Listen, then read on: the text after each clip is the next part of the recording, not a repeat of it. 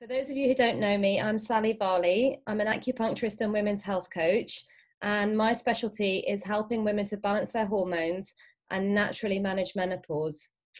And this evening, I've brought in my good friend, Dr. Gill Barham, who I have known for the last 6 or 7 years.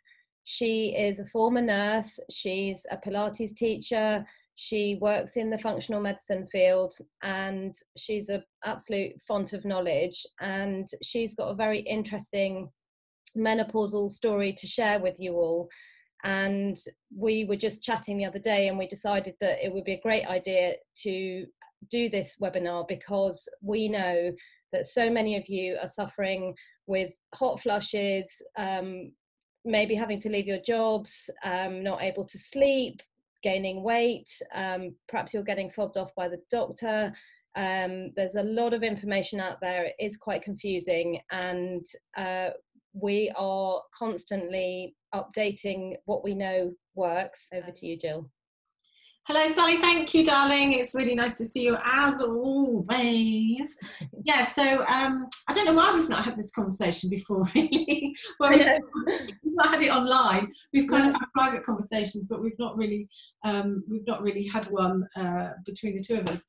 So so I'm just to say that I'm not a medical doctor. I do have a nursing background. It's a recognition type thing, an honorary doctorate, just to get that out of the way first of all. But as I say, I do have a medical background, and I've been interested in working with functional nutrition for many, many years. And so this is a real big passion of mine. So anyway, so I think we had a bit of a catch up, we're in lockdown at the moment, aren't we? And so you've been kind of ensconced with your little chap for a few weeks, and I haven't really been able to talk to you. So we had a bit of a catch up. And as you said, we thought we might just talk about my own personal journey, because like you, I spend a lot of time helping other women, menopausal women, midlife women, deal with their hormones and navigate through this tricky time in their lives. But actually, sometimes we don't really talk about ourselves and our own experience of that. And it's true, isn't it, that most of us work with people that have experienced or are experiencing the things that we've experienced ourselves, because that makes sense. It's what we know about. So really, I just wanted to be kind of open and out there and just give people my own, a little bit of the story of my own journey. Yeah, and it's great to be able to draw on your experience, because I'm actually, I will be 46 this year, and so far I don't really consider that I have any symptoms of menopause yet. So maybe a little bit of brain fog, I will confess to, forgetting the odd name, forgetting why I went upstairs, that kind of thing. But I still have a completely regular cycle. I've never had a hot flush yet, thank goodness. I don't have any problem sleeping. So in some respects, I have a lot of knowledge about things that help with menopause, and in the natural world, and nutritional supplements and giving treatments and things. But I'm just sort of on the cusp of moving into that time. So being able to speak to somebody like you, who's really, you've been through a lot, I know you have. So I know it's going to be really interesting for the viewers to hear about what's happened in the last 15 years for you. Yeah, yes, it is. And indeed, what's really interesting is that, I'm kind of the archetypal woman, really, in that I remember my first flush. I was 39 at the time, and I was standing in a queue in Tesco's in Peterborough. Not something living the dream. Yeah, living the dream. And I remember that first one thinking, oh my goodness.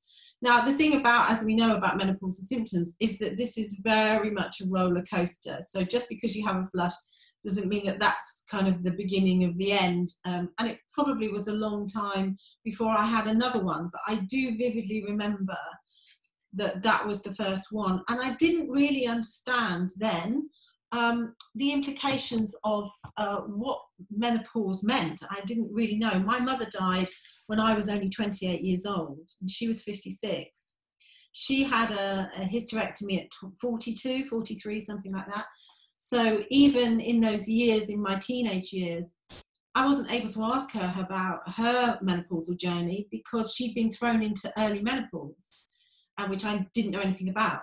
It's only subsequently that I realised that even though they were so young, she'd actually had a total abdominal hysterectomy where they removed the ovaries as well. So looking back now, I think, oh my goodness, they would have thrown her headlong into early menopause without any support at all.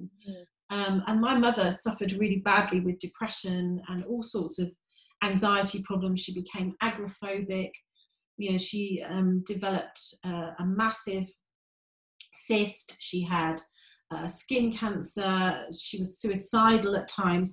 You know, from that moment onwards, her life kind of spiraled down until she died very, very suddenly at 56. So I had no point of reference here. No. And also, you, at 39, you're not going to be thinking, oh, I'm entering perimenopause, because that's early. I mean, the average age is 45, sort of mid-40s, when your cycle might start to go a bit irregular. And what people watching may not know is that doctors don't even really test for menopause. There isn't really a test, because if you're having an irregular cycle and hot flushes and maybe things are drying up a bit and perhaps some loss of energy or problem sleeping, maybe increased anxiety, those are the sort of symptoms that allow a GP to say, yes, you're probably in perimenopause. But the hormones are going up and down all the time. They don't just go down on this nice steady decline, do they? So no, and it's like a snapshot. You know, that blood test is a snapshot of that moment. In the same way, it's a snapshot of that moment for your statin levels, for your blood sugar levels. It is literally that moment, and none of us are in that stasis at all. It's the same with your thyroid tests. You know, there are much better ways of that our bodies are indicating to us. Nowadays, you know, GPs are not testing unless you're under the age of 45 for hormone levels. But as you say, how reliable are they, and actually what difference does it make? Because really what we're looking at here is the alleviation of symptoms, of those things that are getting in your way. And to say, you know, from that moment onwards, I don't remember having any other symptoms particularly. I remember my early 40s, actually were the happiest time. I remember feeling really confident, and I looked really good. You know, I was the slimmest I probably have ever been in my 40s. I suppose my eldest child was then about 12, and my youngest would have been 7, something like that. So you're just coming out of that age of being super physically involved in your children and running around after them. So it was a really good time until I think it was the Christmas when I was 44 or 45. I can't remember which side of this it was. And I was on holiday, it was either Christmas or New Year, I think, with my very best friend. And as only best friends do, she looked at me and she said, "Your belly's sticking out a little bit. What's that about?" And I went, "What do you mean?" And she said, "Oh, it's just, you know, just not like you," kind of thing. And I didn't think any more about it other than, oh, typical, you know, thanks for that. Yeah. And in the January, I went back to my regular Pilates class, and I now teach body control Pilates, and I've been doing Pilates for probably about 5 or 6 years at this point. And Sarah, my Pilates teacher, who you know, we're part of her team, she said, "Oh, put your hand low down on your belly, and as you do this particular move, you'll feel, you know, your belly will dip slightly." And there was no dip. In fact, there was quite a little lump when I put my, you know, it was a bit of a lump. I thought it's a bit odd. And about a few days later, I felt again, and I still feel this lump. And it was definitely a little kind of mound. So I made an appointment with the doctors. It was a lady doctor. And I said, "Look, I think I might have a fibroid. I mean, as an ex-nurse, I've probably got a little bit more insight into things. I said, I'm having some symptoms. It feels all a bit full and a bit weird down there, and my bowel habits have changed a bit." And she said, "Oh no, it's probably nothing to do with your uterus." She said, "It's probably to do with your bowel." And I said, well, no, I don't think so. And she said, all right, well, we'll just check that first. And sure enough, she did an internal, and she said, oh, yes, you've got a mass in there. I better send you, it feels quite big, I better send you and have a scan. So this was in the January, very early January. My husband was, we had private health insurance at that point. And so I was seen really, really quickly. And essentially, I had a massive fibroid. By the time, I think when I arrived, it was kind of the size of a grapefruit. By the time it came out, which was only about 6 weeks later, it was the size of a melon. Wow. And when they did the internal scan, they did actually comment, oh, there's nothing much going on in your ovaries. That's what they said to me. So they saw no follicles. It all looked very quiet. So that kind of indication that I'd had at 39 actually meant that probably I had been going through the perimenopause at that point. My estrogen levels were falling. I wasn't getting the follicle stimulating hormone. I wasn't producing, which is really scary, particularly for somebody like you, Sal, who, you know, you had Crag when you were what, 41? 39. 39. Yeah. But I know that a lot of ladies are leaving, you know, and even my own daughters, you know, and partners, you know, my son's partner, they're going to be tempted to leave having their babies later. Yeah. But actually, it's no wonder that we've got massive problems with infertility, because I was just really normal. And here I was at 45 with virtually nothing going on in my own ovaries and a yeah. So should we just explain to the viewers that this is how a GP will test if you're going into early menopause, that if you do, because it kind of works on a feedback loop, that your hypothalamus sends a message to your ovaries every month to say, give us some eggs. And if it doesn't get any answer, it goes back going, no, nothing here, and then it will kind of shout louder and it will send more of this follicle stimulating hormone, so those levels will be high. That's called FSH. And if you have high levels of FSH when you're in your early 40s, that could indicate that you're already perimenopausal and that your estrogen levels have dropped. Yeah. So I didn't need a blood test because they, you know, they could obviously see. Yeah. So by the time I had the hysterectomy on February the 14th. It was really, really quick. But they just took I negotiated, and they just literally took my womb. But having said that, like a lot of women, when it's all disturbed down there, actually it very often does push you into an early menopause. It's not as extreme as if you have a total bilateral salpingo-oophorectomy when your ovary is removed, but there was definitely this knock-on effect. And so I came out of hospital, and fortunately, my consultant didn't tell me to do that, but my GP prescribed some Everol HRT patches, some estrogen-only patches. So basically, if you have your ovaries removed, you don't have to take progesterone. You can have HRT, but just in estrogen form. So I started using estrogen patches twice a week just to kind of keep me on an even keel. And that was kind of okay. I recovered. It took me a while to recover from the operation because I'd already had 3 cesarean sections. So actually the operation itself was very traumatic because basically I had lots of adhesions. You know, I always said they should have just put a zip. They should have just put a zip in the first time. Came out the sunroof. Yeah, that's right. It would have been. Yeah. So it did take me a long time. I was on the table for a long time because ordinarily you can get in really quickly, but when there's lots of old scars in the way, it meant that the operation for me was a much bigger and grander affair. But eventually I did recover and I was on my HRT, and then I don't know if you won't remember this, Sal, but there was a big scare story about HRT. You know, women are dying of breast cancer, it's estrogen led, nobody should be taking HRT, wicked, wicked, wicked. And so many people, including me, and all GPs were very concerned about it, and I stopped taking HRT. I can't remember how long I was on it, maybe 18 months, maybe 2 years. My memory is appalling.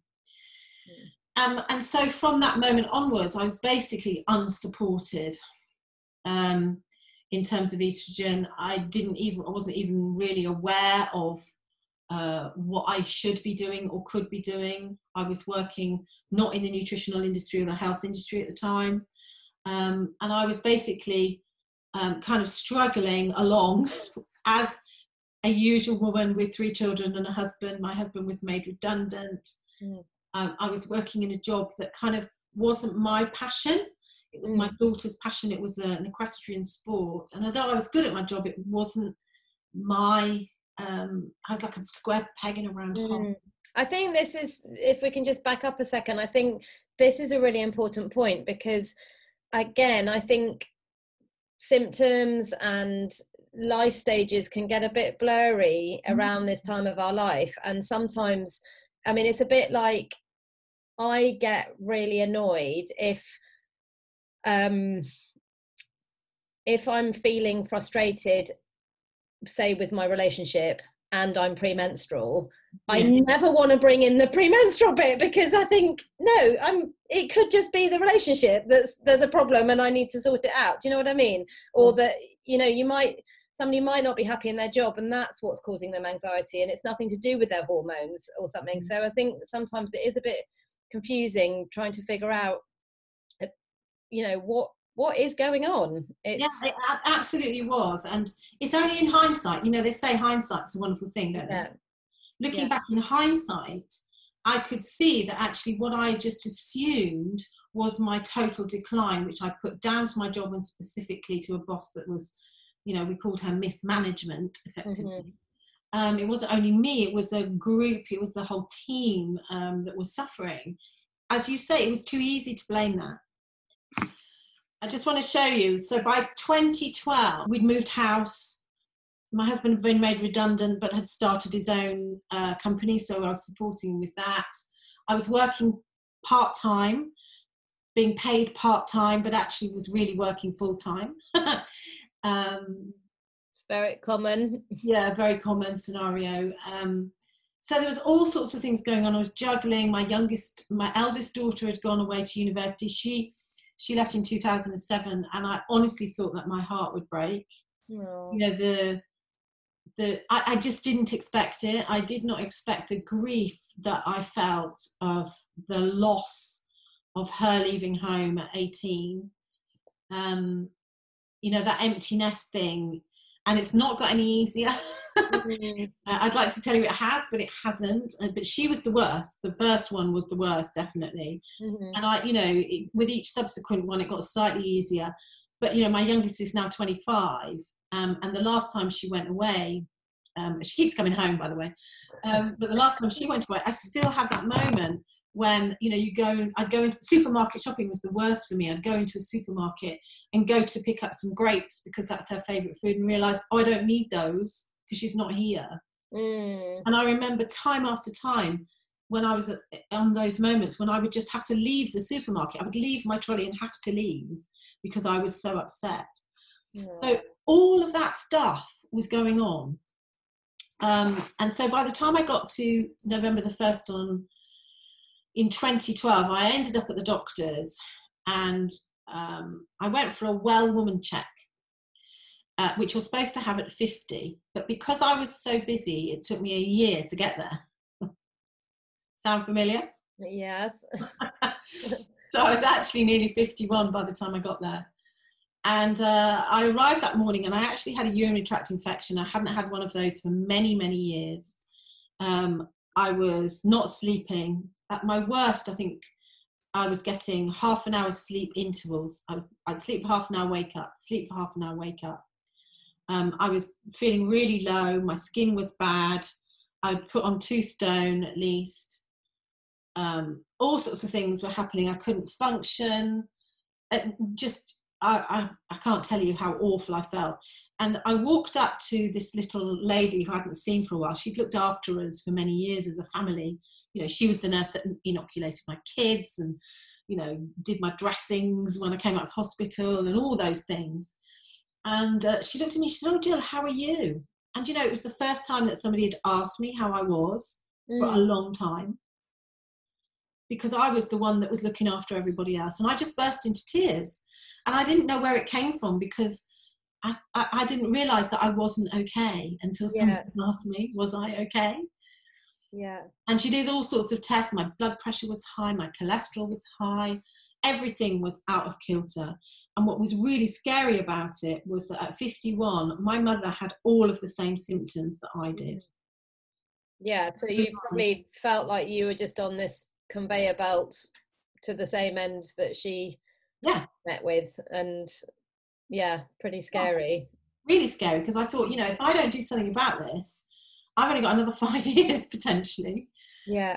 And I don't want to leave my children without a grandma, because, you know, I really missed my mum when I had all my children. You know, as I say, she didn't meet any of them.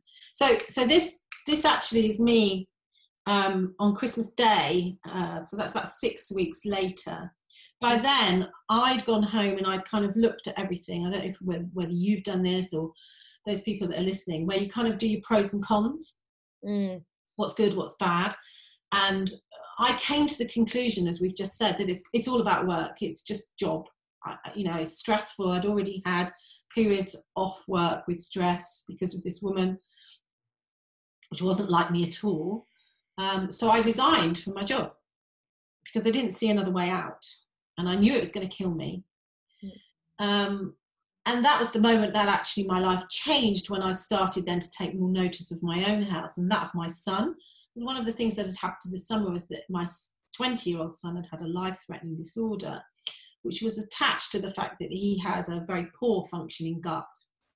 He was diagnosed with IBS at 11, something like that. And so I became very interested in why he developed this life-threatening illness. And of course, then I had a vested interest in looking after myself too. So by this day, I'd actually started singing around the house again, even though I don't look great. I've still got a lot of inflammation in my face. I don't know if you can see from the photograph, red in my face. Yeah. Which sure sign inflammation is a sure sign of dis-ease. But in the January, that's when really I was helped by Sarah, and this is how I met you, with a program that kind of helped me to really reset my gut, and I did it with my son as well. So that was in the January, and then by February the 24th, which was my son's 21st birthday, this is how I looked. Such an amazing difference. And you just, I mean, obviously in the first picture you can't see your face or your expression that well in your eyes, but you're just glowing in the second one. Yeah, it's more about how I felt than how I looked, to be honest. And of course, you and I know, and some of your listeners will know, that, you know, there is a massive relationship between the gut and the brain axis. And, you know, my son, he has had periods of real doom and gloom, and still does. If his gut's not functioning well, then he takes himself off because he's in this massive low mood. And he used to say to his daddy when he was a little boy, "Daddy, I've got a big black cloud over my head."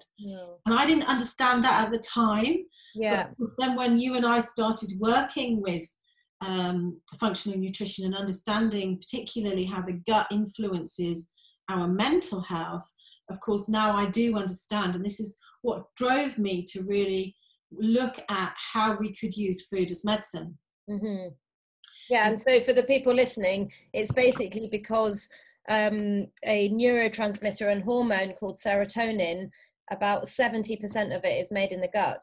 So if your gut health is out of whack, which most people's is, then you're just not making that hormone that makes you feel good. So it's really as straightforward as that. Yeah. So it looks rosy, doesn't it? Doesn't it look great? And for a while it was. But then the menopausal symptoms started coming in. So bearing in mind that I was 51 by now. And so although I started my own business and I was very happy doing that, and I've done amazing things, I've run my own TV show, I now run my own podcast, I've written books and contributed to books, I've spoken on stages, I run retreats for women, and I'm a speaker coach, and life's amazing, but I've struggled really badly with the menopausal symptoms as they've crept up, and they've been so insidious that actually, you know, every day or every month or every year, it's almost like it's like my new norm. So it was so difficult to really understand the difference between what I was like maybe 3 years ago or 5 years ago. Yeah. Than I am mean, now. I know when I met you 6 years ago, I think at the time, your most debilitating symptom was hot flushes. Yeah. And I remember you telling me I sometimes even have to like pull the car over and stop driving if I get one when I'm driving, which is quite scary really, because you know, we both live in the countryside and the roads aren't always that busy, but if you were somewhere, you know, powering down a motorway and you felt that bad and you had to pull over, that's quite. Yeah, I mean, it's amazing how I'd forgotten. Thank you for reminding me, because for years and years and years, I would have a flush and I'd be madly turning up all the air in the car and turning down the thermostat and opening the windows, because it was just completely overwhelming and claustrophobic. Of course, at night time, I would be absolutely drenched. And even if my husband touched me with a finger, I would be completely drenched, particularly here. Yeah.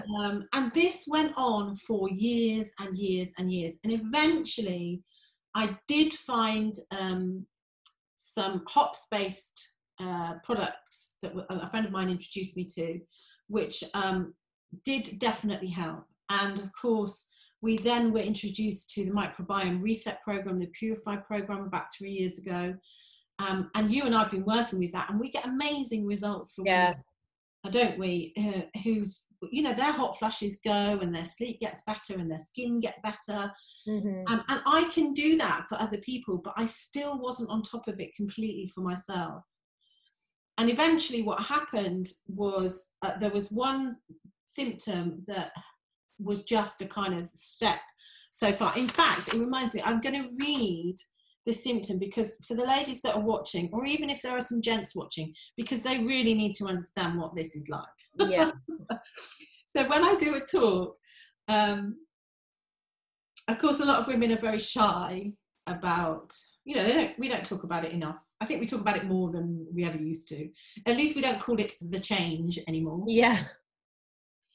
So we are a bit more open, but a lot of people aren't. So I start off by saying, okay, so raise your hand or stand up if you have night sweats, hot flushes in the daytime. So hot flushes are just daytime night sweats. Insomnia, so inability to sleep. Headaches or migraines, very common. Menstrual issues, so as you described. Now, because I'd had a hysterectomy, of course, I didn't know when the last day of my period was, because I had a hysterectomy at 45. So that complicates things massively.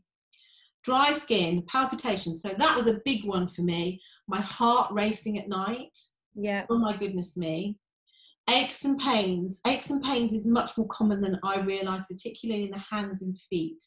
Bladder issues, either getting repeated urinary tract infections or leaking. Yeah. So those are the kind of physical symptoms. But then what I do is I have a little bit of fun and I say, okay, so have you ever felt like this? Because I certainly did at times. Feeling like you've been hit by a bus, that life's a struggle, that sometimes you just can't be bothered. Massive mood swings. Somebody saying to you, you've changed. So that could be a partner or maybe your children. Sometimes feeling you've got a black cloud over you. Questioning your sanity. Am I going mad? You know, which is why I call it menopause mayhem. Yeah. Feeling invisible. Amazing how many women do that. And particularly women who are in the workplace, when they've got these younger women around them and men, and they're in a wonderful kind of position of authority and knowing, but then all of a sudden the emphasis changes and they don't feel that they're being valued as much. So feeling invisible in the workplace. For me, it was feeling invisible in terms of, you know, all the focus went to my daughters, which is okay, but it was also slightly weird. Yeah. And it was, you know, just the focus changed. It sounds a bit weird to say that. No, I get it, because I think if you're not feeling your best, you're less likely to make an effort with your appearance otherwise. And I remember the same thing after I'd had my son, and he was quite small, and I was walking through town, and some, you know, I at the time I was not very fit, not very slim, probably didn't have any makeup on, mum clothes because they're always getting mud or food or slobber on them. And I walked past some students, and these guys did not, I don't think they even knew I was there. No. And that had never really happened before. I don't mean it like, oh, I'm so attractive. It's just, no. You get noticed as a woman when you walk around, and then suddenly one day you don't, and it's a horrible feeling. It is, and it's like a switch, actually. It's almost like one day you are, and the next day you're not. Yeah. So feeling panicky and anxious, you know, for example, I'd had a couple of nights where I was in a hotel room, and I felt total claustrophobia, and I couldn't open the window, and I had real panic attacks. But I put that down to a situation rather than my hormones. Yeah. As you say, can't remember why you went into the room. It won't be the first time that I've found my keys in the fridge. Forgetting names, stopping mid-sentence. This is a big problem for women at work, which is why they lose their confidence at work, because they're giving a presentation and all of a sudden they get brain fog and they can't remember what they're saying, and they're frightened of looking stupid or ignorant, or you know, constantly being tired. Oh my God, that's a big one, particularly if you're like me and you've had chronic sleep issues for probably 13, 15 years. So I think I can count on my one hand sleeping more than 4 hours in those 13 years. That's torture, literally torture, isn't it? It is torture. No libido. Oh, you know, you must be joking. Lack of confidence. So I've always been a really confident person, but actually, so it's a big shock if you are suffering with lack of confidence. This is an interesting one, not something that I've suffered with, but a lot of women avoid driving at night, or they suddenly avoid driving on long journeys. Yeah. Confidence goes. Yeah, definitely aware of that in some of my clients and people I know. Yeah. That massive emptiness thing. So, you know, for me, that's been huge. Even though I've had purpose and passion with something I'm doing, that whole thing about the kids going, and yes, of course, I'm delighted that they're going off and making life for themselves. Of course I am. And yes, I've always done something else, but there is this massive hole in your soul.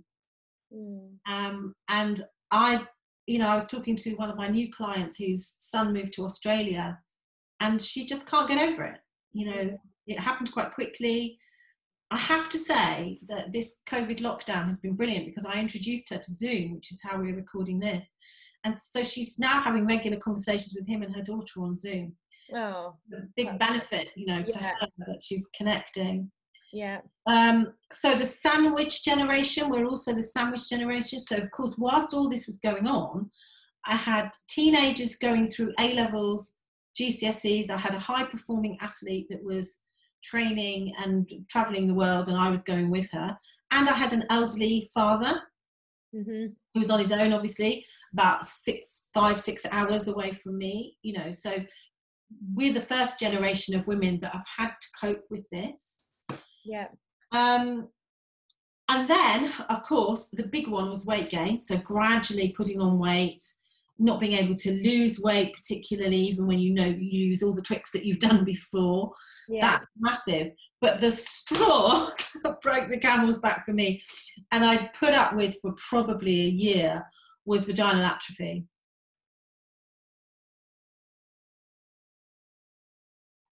So that's when the estrogen levels are so low that, you know, everything kind of dries up, and sex is penetrative sex is impossible.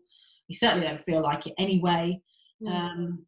And is it painful, I imagine? Very painful, and it got worse and worse. And towards the end, I couldn't even sit in a car. So, you know, we went down to France skiing, and sitting in the car for, you know, hours at a time was just uncomfortable.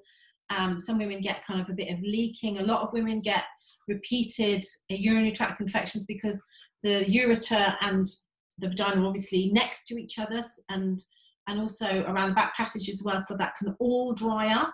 Yeah.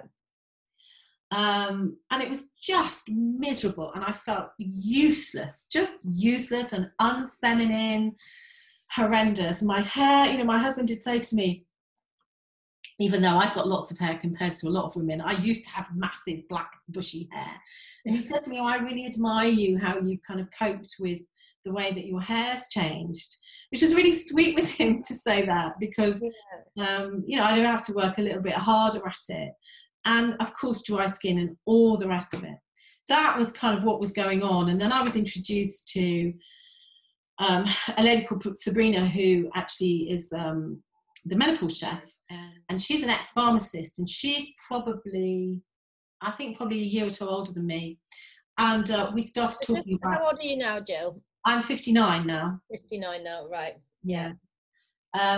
So she's probably 60, and she's saying, why are you not taking HRT? Why are you not? And I said, well, because I'm from the natural health world, and I believe in functional nutrition.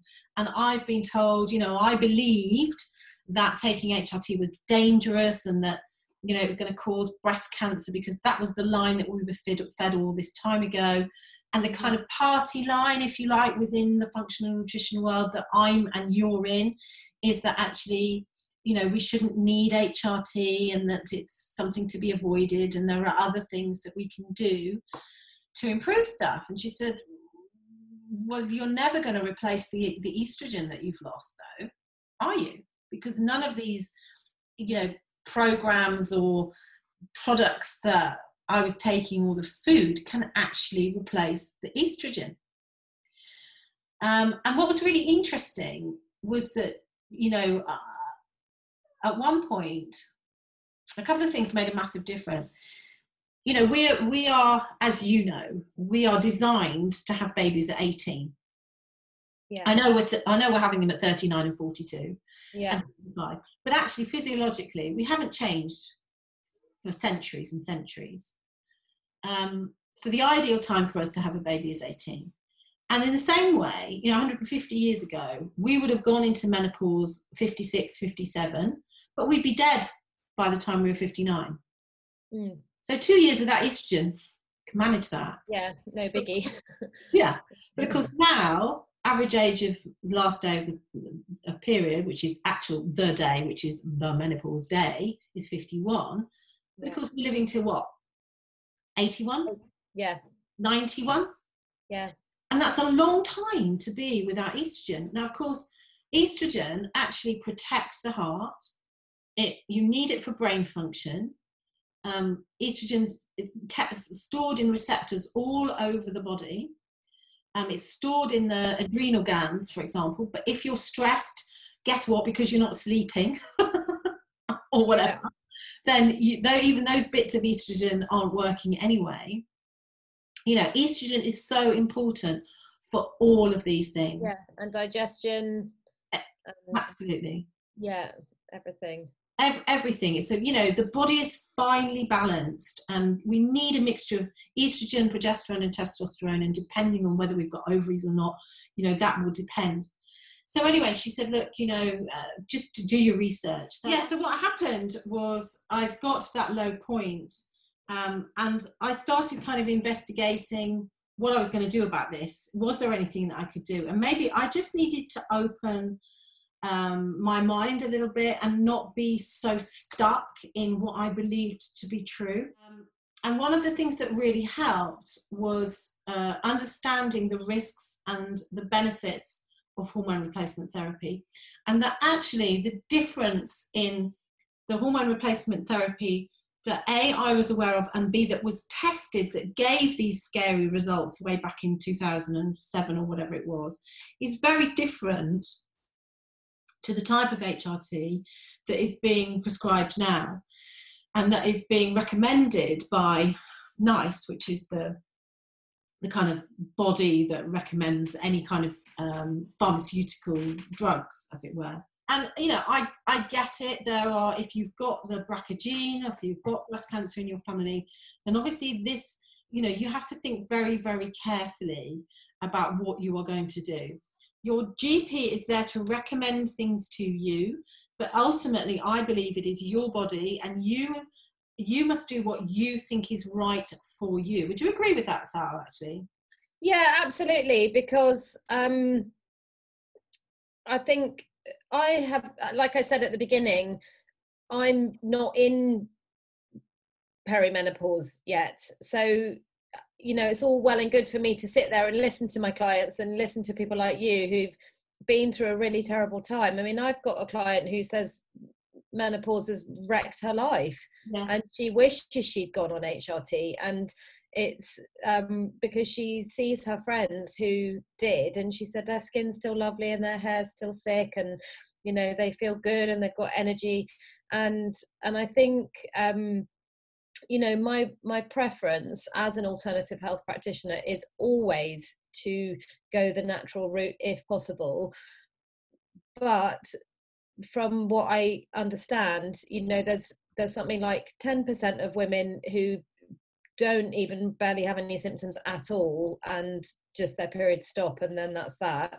There's about 80% who have, you know, a good handful of the symptoms, and then there's another 10%, probably you might put yourself in that camp, who have really severe symptoms. And you know, why, when we have something available to us, which as you're explaining is now better and less harmful, and the risks are less than they used to be, why wouldn't you try that if you feel it's right for you? And why would you struggle on feeling horrendous and not able to even sit in a car because you're so uncomfortable? It just doesn't make any sense, really. Anyway, let's go through this slide, because this is about some research, the difference in breast cancer incidence per 1,000 women aged 50 to 59, so I'm still there, approximate number of women developing breast cancer over the next 5 years.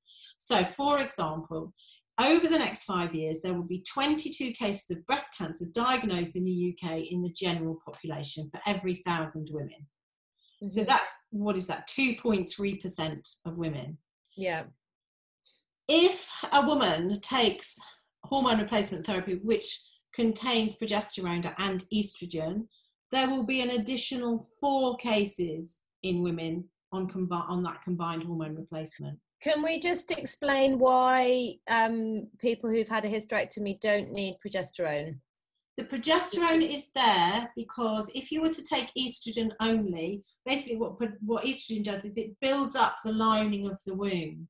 So you'd basically explode. Yeah, because progesterone builds up the lining of the womb. Yeah, progesterone. I mean, yes, right. So what we need is to be able to have the balance like you would in a normal cycle. So that you have a build up of the lining of the womb and then the shedding of the womb. Yeah. So it builds low. These levels are so low that most women now don't shed. There's just enough. It's a fine balance. Yeah. So there is not a build up, but there equally is not a shedding of the womb. So it used to be, for example, that women would be, you know, period free, and then all of a sudden go on to HRT, and oh God, here we are. It feels like I've got periods again, which is what they wouldn't want. Mm-hmm. So realistically then, so that's 2.7%. So it's gone up from 2.3 to 2.7%. Interestingly, for fewer women like me who have only estrogen hormone replacement, there will be 4 fewer women a year. So that's 1.9. So my risk has actually dropped now that I'm on hormone replacement therapy in terms of breast cancer. But these are the really interesting facts. So an additional 4 cases, so the same as if women are taking HRT, who are women who are on the combined contraceptive pill. So the same amount, even though the contraceptive pill is a much, much, much bigger dose than hormone replacement therapy. Right. An additional 5 cases of women who drink 2 or more units of alcohol per day. And that's not your home unit, you know, the one where you glug in a glass of wine. That's the standard unit of wine that you would be served, you know, in a restaurant or a pub. Mm-hmm. So only 2 glasses of alcohol per day increases your risk of developing breast cancer by 1 more than if you take HRT. Yeah. 3 additional cases in women who smoke. So if you smoke and you drink, then your risk is exponentially bigger. Mm-hmm. But this is the most amazing one. Look at how many. An additional 24 cases of women who are overweight or obese. Yeah. In other words, with a BMI greater than 30. So you double your risk. It goes up from 2.3 to 4.7 if you are overweight. Mm-hmm. And the last one, a reduction by 7. So this now goes to 1.6 if you do at least 2.5 hours of moderate exercise per week. So that's half an hour a day for 5 days. So do you see how much control we actually have over our hormonal life and over our potential risk for breast cancer? And here, we're not even visiting how having extra or replacing that lost estrogen protects us from a heart. You know, I've been saying for years, because we're both heart specialists, that when a woman goes through the menopause, she is more at risk of having a heart attack than a man is. You know, that scale changes. Suddenly, after postmenopausally, the lack of estrogen puts us more at risk. And I, you know, like a lot of women, think that heart attacks are a man thing. But actually, more women have heart attacks than men, slightly over the age of 50, whatever it is. We just experience them in a slightly different way. Actually, the symptoms are slightly different. And of course, in terms of osteoporosis, you know, we know that estrogen is really important for good bone health, you know, which is why we've seen an awful lot of women now in their 70s and 80s who've been without estrogen for so many years, having falls with Colles fractures and hip fractures. You know, this is a big problem in our hospitals, and most women of that age, you know, 70s and 80s, when they have a hip fracture, they don't come out of hospital again. You know, this isn't just about having a hip replacement. You know, this is a killer.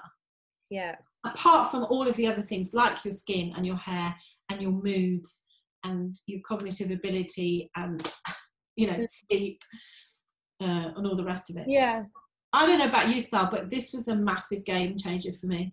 Yeah. Well, I mean, I think that when you look at obviously there is a bit of a risk, but at the same time, if the lack of estrogen has been making a woman feel like you described, of thinking, you know, I can't be bothered to do anything, I've lost my confidence, I'm putting on weight, I'm just lost my motivation, I feel sad, I'm this, that, and the next thing, then if she's getting just a little bit that's enough to turn that around so that she can go out and exercise and enjoy life again, then I think it's probably worth trying. And the thing to remember is that nothing is set in stone. So you know, when we start doing something or we stop doing something, if you want to give up drinking, the pubs are still going to be there. If you decide to go back, they'll still be there. If you want to smoke again, the fags will still be there. You know, everything will still be there. And you can also choose to try it. And usually I think it's quite a good idea to, you know, give yourself a bit of a timeline. Yeah, you need kind of 3 months. Although for me, within 2 weeks, I was feeling the effect. Yeah. You know, I think it was probably October time, something like that. And I can't tell you that the major difference for me is sleeping. Yeah. You know, now go to bed and I can sleep for maybe even 7 hours in a go, regularly 7 hours in a go. And yeah. you know, as you say, if you're a chronic sleeper, the last thing you want to do is exercise. The last thing you want to do is, you know, play hoochie or go and find yourself a new partner or whatever it is. Yeah. And of course, the most thing you want to do is eat comfort food. You know? Yeah, and also that, as we know at the moment, because we've been talking about coronavirus and all that kind of thing, that they say that if you have less than, I think, 6 hours sleep a night, your you're something like 4 times more likely to pick up a cold or a virus. Yeah. And there's millions of people in the country who don't sleep well, and that's the same for cancer as well. If you have a chronic sleep problem of less than 5 hours a night, your markers for developing any type of cancer are 70% higher. Yeah. So this is a balancing act, really. Is this worth the risk, this small risk, developing breast cancer? Fortunately, I don't think I have any breast cancer in my family. Is it worth the risk for me, bearing in mind all of the benefits which I'm experiencing and which I can understand? The next thing I did was I took the recommendations and I looked at the NICE guidelines. So this is the front page here of the NICE guidelines, and I went and downloaded these, and you can do this too. So you just type in NICE guidelines, and it's article 23, something like that.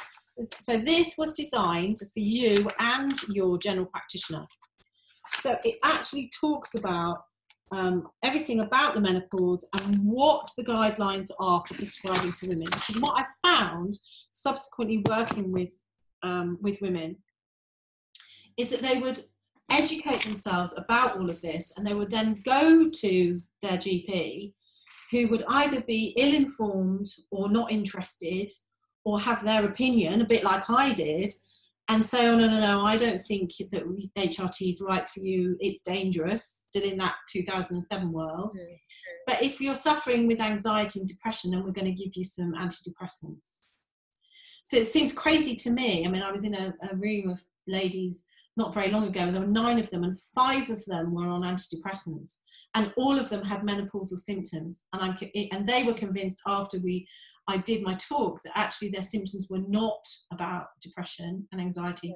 They were because they were so mixed up with all of those other menopausal ones. I have a client started, she decided to, after some years of trying all sorts of different things to manage her symptoms, and she actually does have a history of breast cancer in the family, but even so, she, weighing up the fact that she isn't overweight, she doesn't drink 2 units a day, she doesn't smoke, blah blah blah, she felt that, you know, she just wanted to give it a try, and she was very well informed, and her GP still tried to give her antidepressants, and so she had to really stand firm and say, no, I want this thing, and she said she felt better within days.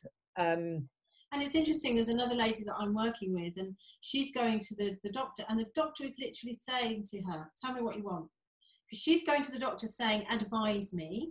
But of course, the doctor's not really trained in the menopause because it's not a disease, it's not an illness. So unless they've got a specific interest in it, then chances are they're still sitting on old values and old beliefs. And so what I did was I went to my GP, and because I hadn't been for so many years, I wasn't sure. I think I saw a locum, so I wasn't sure. I knew it was a woman, but I wasn't sure what reception I'd get. So I actually printed off my NICE guidelines. So I printed them all off because I thought, well, you know, if she's not educated, then I can show her. And then on the back, I wrote what I wanted. I decided that I wanted to try some vaginal pessaries, and Vagifem were the ones that I decided I wanted to try. So these are there. It's just a little kind of almost like a mini tampon, if you like, with a tiny little pessary in that you put not too far up. And this delivers topical estrogen into that area. So even women that have a history of breast cancer can take Vagifem and Vagifem cream as well, because this doesn't actually go through the liver. One of the big problems about the old studies with the dangers of estrogen and progesterone HRT was that they were oral, taken orally, and that would be have to be processed by the liver through the liver. But now all of the things, most of the things that are the safest are tiny doses compared to the things like Premarin, which are the ones that are made from horses' urine, and actually they're topical. So this was for the vaginal atrophy. And then I said, and also, have you heard about this stuff called estradiol? And I'd been warned that not all GPs have this. And she said, oh yeah, we do that. So this is a gel, it's just a pump, it's just a clear gel, and you can use 1 to 4 pumps a day, and I just put them, you can either put them on your in your arms or your inner thighs. I just put them in my inner thighs, two pumps a day. Literally within 2 weeks, it was working. I had real nipple sensitivity, so I knew it was working. It was like my body kind of came alive and went, oh my God, yeah. I remember you. There are things like, I tried things like this, but, those lubricants are not going to plump up the vaginal atrophy, because vaginal atrophy means it shrivels.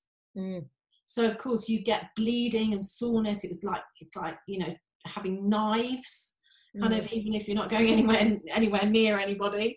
It's really, really discomfort. Now, just to say, not all women get vaginal atrophy, but there is no other way of dealing with vaginal atrophy rather than a topical something like this, or there are other kinds of pessaries as well.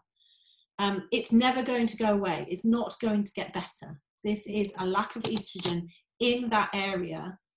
And of course, I was also, it relieved some of my symptoms in terms of urinary leakage, which I was confused about, because I've been a Pilates teacher and done Pilates for 20 years. I've got the best pelvic floor. What was that about? I didn't understand it, but that was because of the atrophy of the ureter, and what was going on as well. All of that just miraculously went away in 2 weeks. I'm now able to sit. I'm now able to do everything and function what I want to do. She gave me a lot of these, so I have a generous amount. Yeah.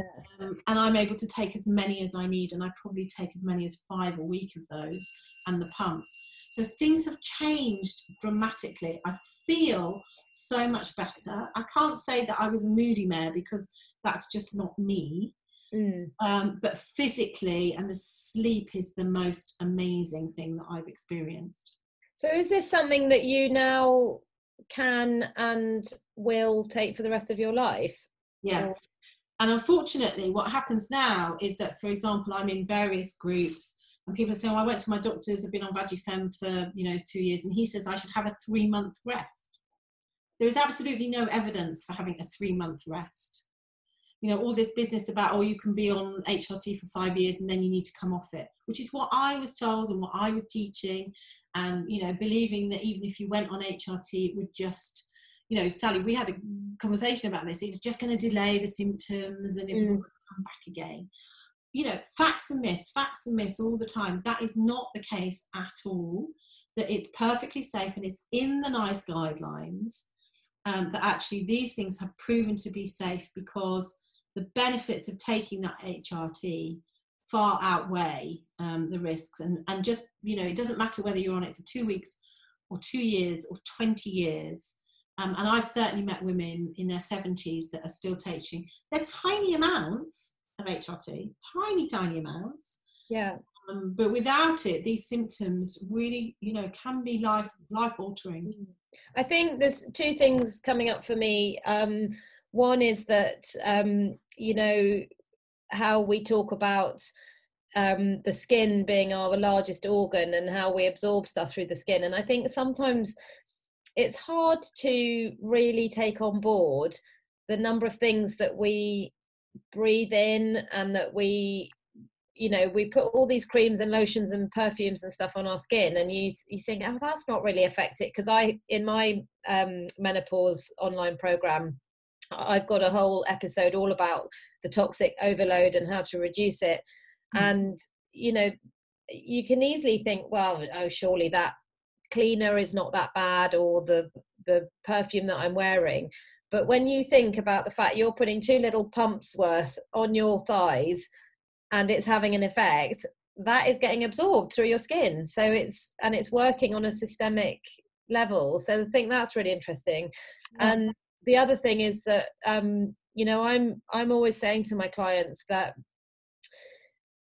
we want to avoid medication if we can, because obviously your liver has to process that, and everything that we take, even over the counter medication, as it all depletes our body of essential vitamins and minerals. So we don't want to get in that kind of catch-22 situation where we're just like reducing our health levels all the time because we're taking over the counter things. But if, like you're saying, polypharmacy, you know, yeah, you see so many people that take one drug and then they need another drug to counter effect. Yeah. And also, I mean, I have a number of clients who present with all sorts of problems. They might be on 3-4+ medications, and when you go and Google the side effects, everything comes up that they're saying is a problem. So I think it sounds like the Vagifem is quite good because it's a topical thing, so it's not having to be processed by the liver. So that's tick, that problem solved. There's the estradiol, and actually the Everol patches are still available. I could have had those. I just fancied this. This works better for me, but the patches, obviously that's transdermal as well. Yeah. The only thing that you have to take by mouth is progesterone, but those progesterone pills are now made out of yam. Right. Yam is a plant, so that's a plant-based. So all of this is kind of body identical stuff. Yeah. You know, the world has changed from how it used to be. Yeah. And so I'm not saying that you should do this. I'm just saying that for me, I feel a bit foolish that I suffered dreadfully for so many years, when actually if I'd have just been a bit more open and a bit more sensible and not so stubborn, that I could have had many more years where life would have been easier for me. Well, I think you're being quite hard on yourself, because I don't think it's a bad thing to want to pursue natural methods, and that, you know, really what we all were taught was that it was dangerous, and that, you know, once your menopause was over, that the symptoms would go away, and then you'd move into another phase of your life in which you wouldn't be happy. True. It isn't true. And you know, people come to these menopause days and they go, oh, well, last time I menopause, so I'm all right now. Now actually that's when your problems really start, honey. Because you've seriously got lots of lack of estrogen. I mean, do you think that you've had a particularly bad experience compared to most women? Because I'm sure there might be some people watching this thinking, oh my God, I am dreading this now. And you know, I know you're the same. My message is, it doesn't have to be hell. It doesn't have to be something that you suffer from. And, you know, I suppose a bit of a challenge now for me, certainly, and maybe for you, is how do we incorporate this kind of advice and recommendations into our practices, which are fully based on natural methods. And but I think on that, Sal, the way that I've got my head around it is that you and I have always been really dedicated to really good quality supplementation. There isn't a day that I don't take magnesium supplements, and I've been doing that for years. I don't function without them. Even my young daughter is a complete convert to magnesium, because we understand the depletion of minerals in our soils. You know, I take regular antioxidants like you. I alkalize my body like you. I take a synergistically put together supplement that's got all the vitamin D's and B's and A's and all the rest of it in. So that's my daily go-to. So what I realized was that if I'm prepared to replace something that is lost in my body, in other words, magnesium, vitamin D, which of course, you know, we're only just being exposed to this week, we've been depleted for six months. If I'm prepared to replace those things, why am I not prepared to replace estrogen? Because actually it's not going through the liver apart from anything else. I've just viewed it in a slightly different way. And that kind of sits with me better, because like you, there is a big part of me that goes, oh, you know, if I'm taking a paracetamol, you know, the family are calling an ambulance. For me to take something regularly and to have now a regular prescription is just kind of really out there. But actually the way that I now think about it is very, very different.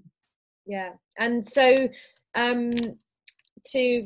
to kind of bring this to a close, are there any drawbacks that you've noticed so far? No, none at all. And what I did want to do just quickly though before I finish is just to show you another couple of things. So one of the things that I have discovered is that I was really, really lucky. I went along with my menopause NICE guidelines, written on the back. Because I can take my own blood pressure, I went along with my blood pressure and my weight, which is what she wanted to know. So I went in and said, I've got this. This is what I want. This is my blood pressure. This is my weight. And I was in and out of her room in 7 minutes. Mm-hmm. And she said, you're my ideal client. Because I knew what the risks and benefits were. I knew what I wanted. You might not be able to do your blood pressure and your weight, but you can make this a very painless experience with the right doctor. However, not everybody is so lucky. So it's about finding, there might even be a menopause specialist in your surgery. There wasn't in mine. It was a bit pot luck, but it is a really good surgery. Or you can go on to the BMS, the British Menopause Society, and I've highlighted here that you can find a specialist in your area. So there are NHS ones and ones that are private. So you will be able to find an NHS one. You might have to travel and you might have to wait. But don't be fobbed off. All of these women that are in these various groups are being given such bad advice, being fobbed off from ignorance, from GPs, and sometimes there's gynecological consultants who are not up to date with the NICE guidelines. So, you need to be really persistent in that case. Mm-hmm. And the only other thing I would say is that, there obviously are alternatives. And, this isn't as simple as taking HRT, because taking HRT is not going to work unless you are making sure that you eat well. So eating phytoestrogenic foods, so foods that are high in natural sort of false hormones, if you like, false estrogen. And I know that you've done a whole webinar on this, so we won't go into this now. Yeah. Finding out what your triggers are and avoiding them. So I know for a fact that red wine for me gives me palpitations. Chili is a big no-no. I mean, I still eat these things, but I know that if I do eat them, that this is what's going to happen. Right. It's a lifestyle decision. Yeah. I know what my triggers are. Medical, that's the supplement that you can't get it anywhere other than me. I don't think there's it's not on the market, if you like. This is the HOP supplement that helped and supported me for years. And actually on my website, there is an interview with 2 sisters who have been using Medical for 12 years and would never be without it. Their symptoms are being controlled by Medical. And again, looking at the Purify, the 21-day program, the gut reset program, which I do anyway at least twice a year. And if I didn't do those things, even taking HRT would not help me with my symptoms as much. This is a whole holistic approach. Yeah. And I think that's a really great point, because as we often say to our clients, you can't, it's all well and good taking high quality nutritional supplements, but if you're eating pizza every night and you never exercise, yeah, it's not going to benefit you that much. It's you've got to do your bit, haven't you, to help yourself along. So I think that's obviously where you and I still come in, is helping and guiding and supporting women to share this information with them, teach them how to take care of themselves and kind of what's happening in the body, because I think that's a big part of it. I mean, I don't know about you, but I've been studying this stuff for years now, and I still feel like I've scratched the surface and that there's so much more to know, and it changes all the time. So we have to sort of stay a step ahead, don't we? And but anyway, I think it's brilliant that you found something that's really working for you, and I hope that we've got across the message that, we're not saying to the viewers, right, everybody just rush out and get going on this. But if you feel like you've heard something in this webinar that connects with you and makes you think there might be another way to get through this stage in life in a sort of happier way, then that's what we're all about. Yeah, it is. And just being really, I just wanted to be really honest, and not every functional nutritionist will agree with me. this is a life choice that I've made, and for now I think it's the right one. Yeah. So, well, it'd be great to hear how things go in the future. I know obviously you and I will be in touch, so we can record another update in a couple months time or something, and just see how you're doing and whether there's anything more to say. And meanwhile, where can people reach you if they've got questions for you? So my website is drgillbarham.com.